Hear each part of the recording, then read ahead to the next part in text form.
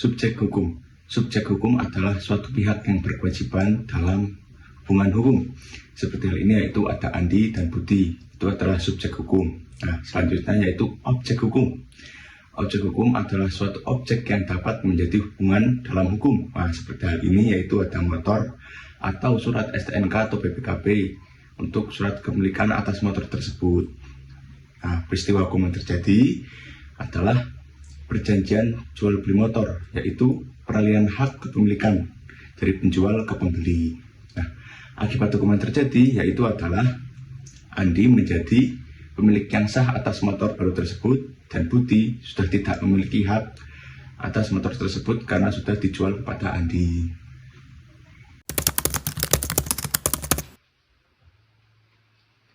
Dalam hal ini, kaidah hukum tetap penting karena aturan agama, kesusilaan, kesopanan itu bersifat moral, dan negara membuat aturan yang tegas itu untuk mengatur tingkah laku masyarakat.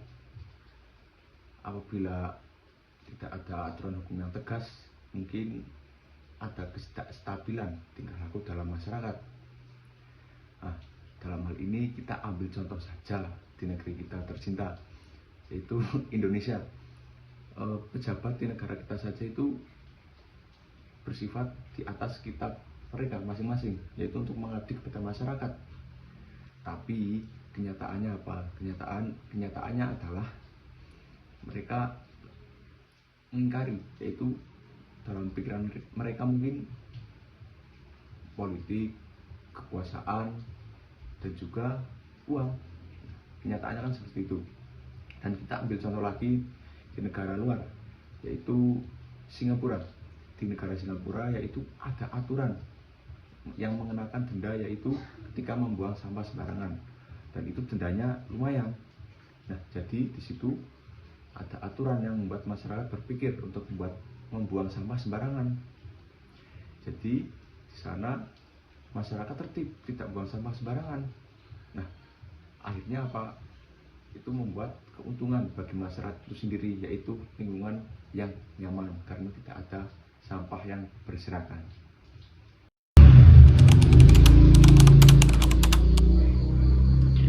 Jikalau keputusan yang adil untuk korban itu merugikan kepastian hukum pelaku, maka dalam hal ini tentunya hakim harus mencari jalan tengah dan bersifat tegas dan adil kepada kedua belah pihak, dan juga tidak boleh menghilangkan keadilan ataupun menelantarkan keadilan untuk korban, karena dalam hal ini tentunya amat sangat rumit menurut saya.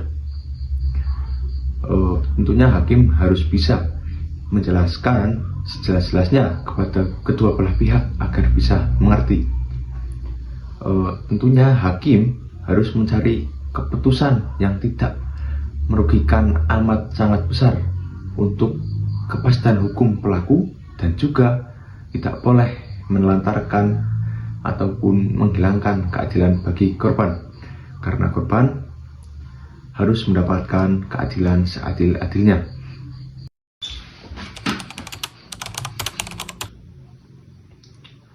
Apapun masalahnya yang diajukan, hakim tetap wajib memutus, walaupun tidak ada aturan yang jelas. Apakah masih realistis? Masih, karena dalam hukum tidak selalu lengkap, dan hakim bisa menggunakan asas hukum ataupun putusan lama dan logika keadilan untuk mengisi kekosongan hukum. Nah, dalam hal ini hakim juga harus berhati-hati, tidak boleh seenaknya sendiri membuat aturan putusan baru seenaknya. Nah, prinsip ini juga penting agar masyarakat selalu bisa mendapatkan ajuan putusan.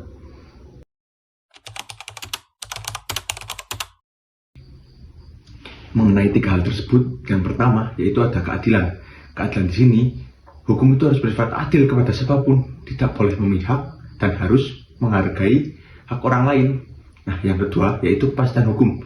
Kepastian hukum di sini tentunya harus jelas dan dapat diprediksi oleh semua orang agar mereka paham apa yang mereka lakukan dan apa konsekuensinya. Nah, Yang ketiga yaitu kebermanfaatan hukum. Kebermanfaatan di sini menekankan bahwasanya hukum harus berguna bagi masyarakat dan mampu menyelesaikan masalah-masalah dengan sebaik-baiknya. Nah, tentunya ketiga hal tersebut harus berjalan seimbang. Apabila tidak seimbang, misalnya begini, apabila hanya mengutamakan kepastian hukum tapi tidak adil, maka hukum itu melukai. Dan apabila hanya mengutamakan keadilan tapi aturan tidak jelas, maka susah untuk diterapkan. Dan yang ketiga itu kebermanfaatan hukum. Apabila hanya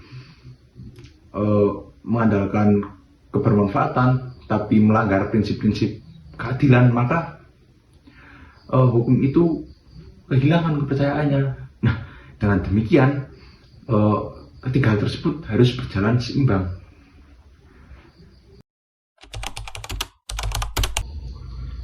Untuk sekarang Indonesia tidak menggunakan sistem peradilan juri karena menganut sistem civil law, yaitu mengandalkan hakim profesional untuk memutus suatu perkara. Nah, pertanyaannya, apakah bisa sistem peradilan juri di Indonesia? Mungkin bisa, tapi tentunya harus revisi undang-undang terlebih dahulu. Nah, yang pertama itu akan membahas keuntungan. Apa sih keuntungannya peradilan juri di Indonesia? Nah, keuntungan yang pertama yaitu suara masyarakat akan lebih terasa dan mengurangi potensi penyalahgunaan kekuasaan pada pemerintah. Kita ambil contoh kasus pejabat korupsi, dan tentunya lebih transparan. Nah, ada kelebihannya pun ada kekurangannya, yaitu resiko juri tidak paham hukum. Nah, itu berbahaya, bisa merugikan suatu pihak. Nah, yang kedua yaitu mudahnya terpengaruh oleh opini ataupun emosi karena tekanan dari publik maupun media.